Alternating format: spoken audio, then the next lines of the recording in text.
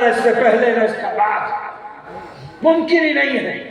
کتنی عظیم ہے وہ ہستی جس کو قاعدہ دینے والے مصطفیٰ اور مرتضیٰ جیسی ہستیاں ہو۔ روایت کے جملے ہے کہ گھر سے لے کے جنت البقیع کا فاصلہ جو چند قدموں کا فاصلہ، فجر کے بعد یہ جنازہ اٹھا اور ظہر کا وقت آ گیا، ایک قدم آگے بڑھتے تھے رک جاتے تھے، ایک قدم آگے بڑھتے تھے علی اور نبی رک جاتے تھے، ایک قدم آگے بڑھتے تھے رک جاتے تھے۔ ظہر کا وقت آ گیا، ظہر 70 تکبیروں کے ساتھ، 70 5 نہیں، 70 تکبیروں کے ساتھ رسول اللہ نے ماں فاطمہ بنت اسد کی نماز جنازہ ادا کی۔ لحد اپنے ہاتھوں سے کھولی، جب قبر تیار ہوئی تو روایت کہتی ہے نبی قبر میں لیٹ گئے اور دونوں ہاتھوں کو دیواروں پر رکھ کے کہتے ہیں زمین میری ماں آ رہی ہے، زمین میری ماں آ رہی ہے، زمین میری ماں آ رہی ہے۔ ماں کو اپنے ہاتھوں سے قبر میں اتارا، دنیا کی پہلی تلقین شروع ہوئی۔ ماں کہہ دیجئے اللہ میرا رب، ماں کہہ دیجئے محمد میرا رسول ہے، ماں کہہ دیجئے علی ابنوں کا، علی ابنوں کا، علی ابنوں کی، علی ابنوں کی، علی ابنوں کی، علی آپ کا بیٹا، علی آپ کا بیٹا، علی آپ کا بیٹا، ماں کہہ دیجئے علی میرا امام۔ جب تدفین مکمل ہو گئی تو صحابہ کرام ہاتھوں کو جوڑ کے کھڑے ہو گئے، رسول اللہ زندگی میں ایسی تدفین نہیں دیکھی۔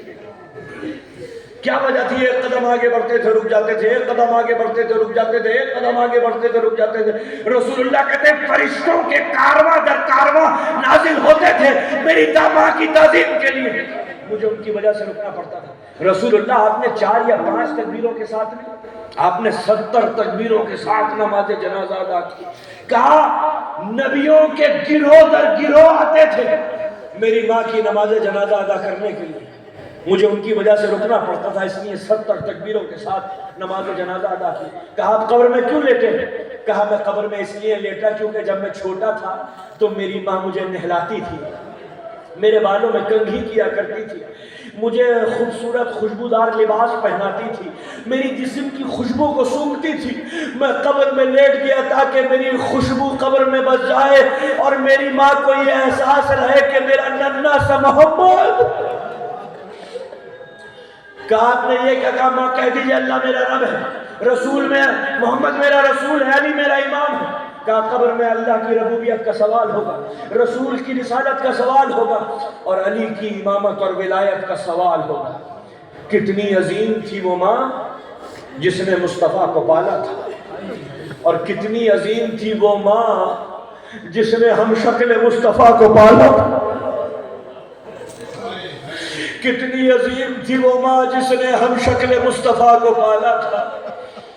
ہاں عزادارو جب کٹے ہوئے سر آئے ہیں نا زندان میں تو ایک سر ایسا آیا کہ شام کی عورتیں چیخے مار کر کھڑی ہو گئی، کہتی ہے زینب اتنا بتا دے اس حسین نوجوان کا جب گلا کٹا تھا تو اس کی ماں زندہ تھی، ارے خدا کرے وہ ماں مر جاتی جس کی آنکھوں کے سامنے علی اکبر کو ذبح کیا گیا۔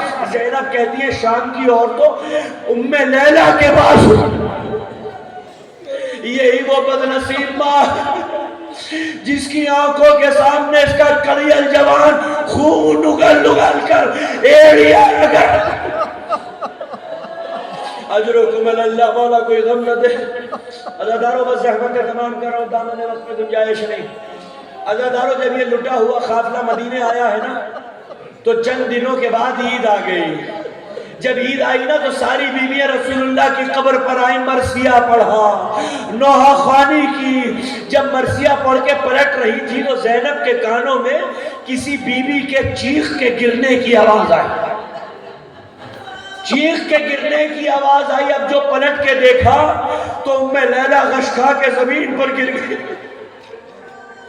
زینب آگے بڑھی، زینب آگے بڑھی اور ام لیلہ کا سر زانوں پہ رکھا، ٹھنڈے پانی کے چھینٹے دی۔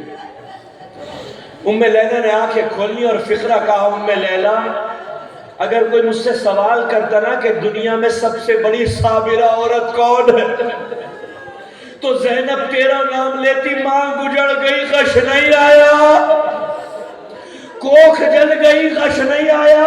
اے ام لیلہ کیا وجہ ہو گئی تھی کہ آج تو غش کھا کے زمین پر گر گئی؟ بس اللہ دارو میری طرف دیکھنا، سر اٹھا کے زحمت تمام کر رہا ہوں۔ ام لیلہ نے چند نوجوانوں کی طرف اشارہ کیا جو عید کے دن گلے مل رہے تھے۔ ام لیلہ کہتی ہے دیکھو زینب، علی اکبر کے بچپن کے ساتھی آج گلے مل رہے ہیں۔ آج میرا اکبر ہوتا تو آج بات